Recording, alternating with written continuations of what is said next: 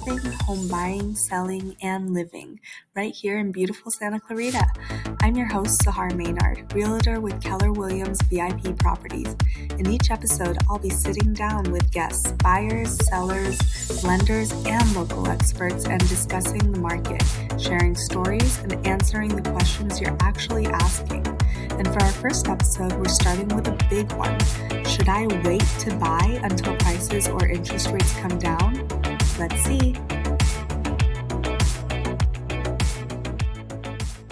All right, so to help me unpack this, we're here with my good friend and client, Esther, and she's been on the fence with her family for a few years now about when's the right time to purchase a home. Yeah.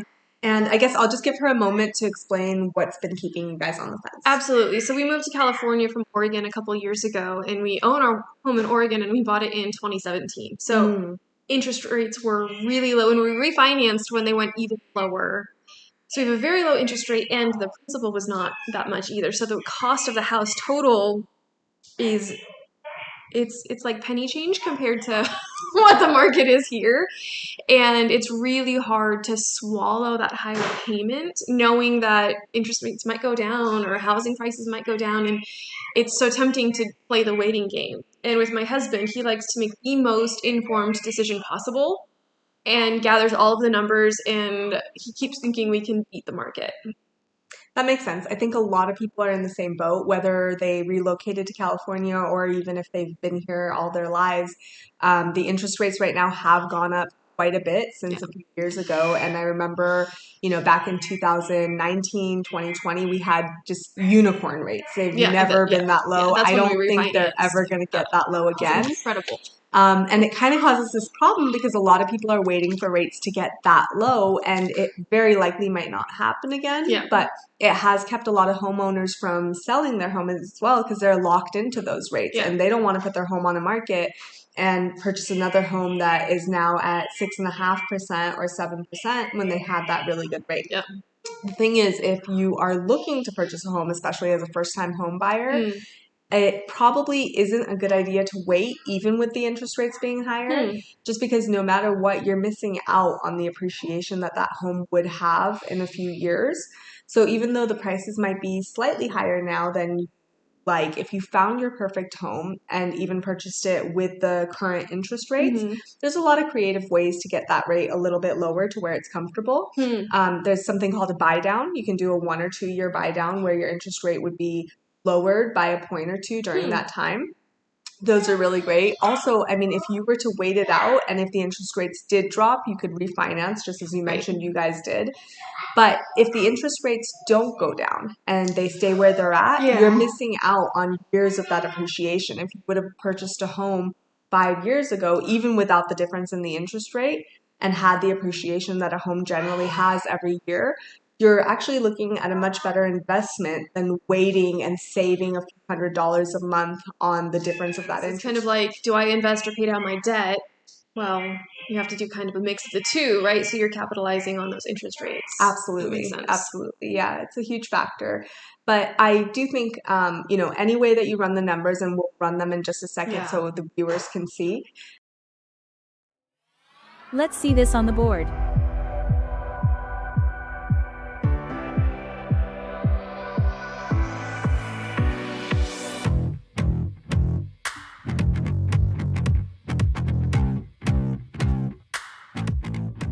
The time to buy a home is always going to be sooner rather than later because the appreciation is always going to be a lot better than any additional monthly payment, so long as you can afford the monthly payment. Right. And for that, the best thing to do is to talk to a lender, and they will help you calculate and find ways to make the monthly payment affordable for you. That's actually something that they are really wonderful for. Most lenders will sit down with you for an hour, 2 hours, or do it multiple times to where you feel comfortable with the monthly payment that you're being given. And there's always, little ways that you can help to improve that. So one of the ways before you go into, getting your loan rate, if you look at all the assets that you currently have, if you have a car that still has payments, a lot of times if you pay off the car rather than putting that money towards the down payment, you'll actually end up with a better rate than you were to put that money towards your down payment but have a car payment as well. That can be huge. Not only does paying off a car loan improve your debt-to-income ratio, one of the key factors lenders use to qualify you, it also frees up cash that you can use towards making your monthly mortgage payment more comfortable. Wow, that's really interesting. I want to see how the numbers work out. I love to have it all on paper. Can you give me any sort of like anecdotal evidence for how a buy down and like paying off your car payment can impact your long-term mortgage? Yeah, definitely. So, I mean, this is just my own personal experience. To get accurate information on any of this, you would want to talk to a licensed loan advisor or a mortgage company. Take it with a grain of salt, yeah, right? exactly. But this is just my own personal experience. When my husband and I were looking to purchase our second home, we had purchased a home up north. And then after I had my second child, we realized we really wanted to move back to Southern California, be closer to family. And so we started looking at purchasing a home out here in Santa Clarita. And to be honest with you, we were part of that group that got caught in the amazing interest rates of 2021, I believe. That's when we purchased our first home. And the interest rates at that time were amazing. So we didn't want to sell our first home. We wanted to try to buy a second here without selling the first one. And that meant that you're working with, in the loan information, you're working with already having this mortgage payment. You have to show how you handle that and handle a new payment at the same time. We were going to be renting out our original home, but they don't factor that in 100%. So when you're renting your home, they only count about 3/4 of the rent amount that you're estimating you'll get into the calculation. So you have to show that you're still able to cover 1/4 of, I guess, the rental amount plus the difference to the mortgage, and still be able to afford a brand new payment for a second home. Okay. Now, for that, the first time around, just our first home, we went with a traditional mortgage company. The guy was amazing, really nice guy. Still, had a very pleasant experience, but he just gave us the traditional option. Yeah. The second time around, a friend, we got referred to a loan agent out here who, oddly enough, was obnoxious, condescending. I really did not like working with him, but he knew what he was doing. Oh, yeah? So he actually gave us a bunch of tips and tricks for how to make sure that we got the best rate possible. Part of that was, at the time, my husband had a car payment, I had a car payment. Neither one of us were motivated to pay off these cars because they were both purchased with very good interest rates. Mine, I think, was 0%. So I had no incentive to pay that off. But he actually mentioned to us, do pay it off, because it changes the debt to income ratio so drastically. It makes a huge difference. So he had calculated for us that if we took, subtracted from our down payment allotment and used some of that to pay off our cars, what a difference it would make. And it was huge. I think by the time we paid off both of our cars, which I think in total was around $22,000 or so that got deducted from our down payment, the monthly payment went down by a little over $400 a month. It That's was insane. huge. Yeah, it was huge. Oh, and, wow. Once we did that, we had a lot less to put in for our down payment, but it was still enough to reach the threshold. And so we did have to add a PMI, a primary insurance, into it. But at the same time, the monthly payment, I think that's where most people That's what we're worried about, get right? caught up. Yeah, exactly. That's the thing that I think has to be comfortable. I mean, you would buy a $5 million home if the monthly payment was affordable. Whereas currently in the current market, it's like, a $600,000 home sometimes can be just a lot more than what you'd expect for the monthly payment. So the car payoff made a huge difference. Any other assets that are partly, on a loan, paying them off usually makes a big difference. So that's $400 off of the mortgage price, plus you don't have the monthly payment of the cars. Exactly. Yeah. So it's like $1,000. No, I just wanted to make sure I was clear. Was that a net 400 or like just on the house? No, just on the house. Just on the house, and then on top of that, the 300, I think, for one of the cars, and like 600 something that was gone. So it was huge. That's crazy. Yeah. You almost paid for your mortgage by paying off your cars. Yeah. Wow. I mean, the difference was just amazing. But the first time we went to purchase a home, nobody ever mentioned that.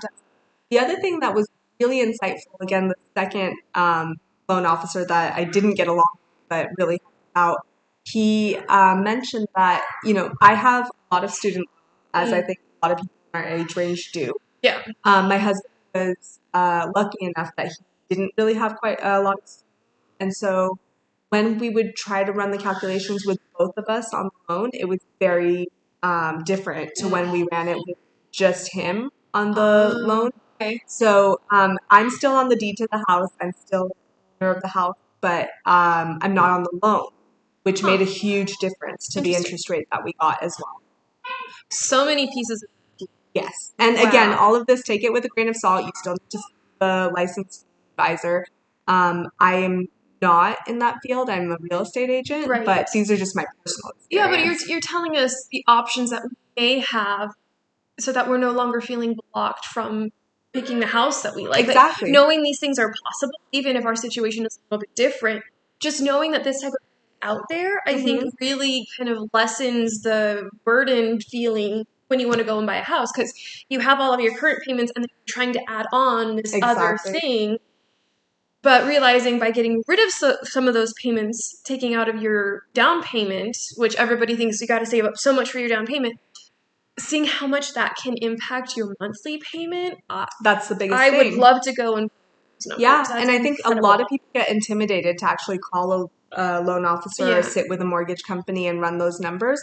But actually, you're kind of kicking yourself in the foot if you don't. And you should, at any point when you're serious about purchasing a home, you should sit with 3 or 4 different lenders and get all the information and see which one gives you the best rate, but also ask these questions, because I didn't know the first time around to ask about any of this stuff.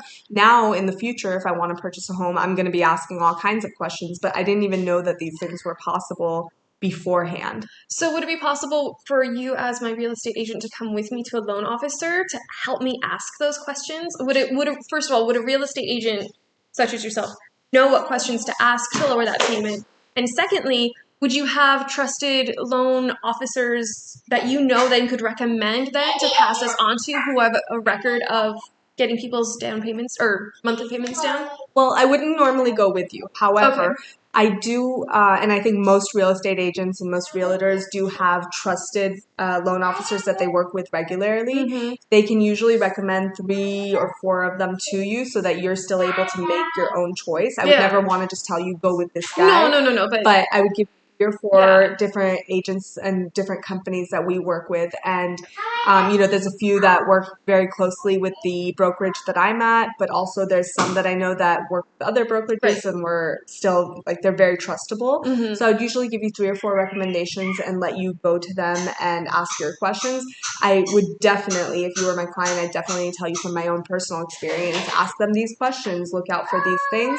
But at the end of the day, a good loan officer is going to be the one that knows what things to ask. That's true. But it would be nice for someone like me who knows what questions I want to have addressed to have something. Do you have a printable or something with reference numbers and the questions that you could ask? Like a worksheet. Yeah, that would be amazing. And actually, anybody in the viewers that would like something like that, if you send me a message or email me, my email is in the profile.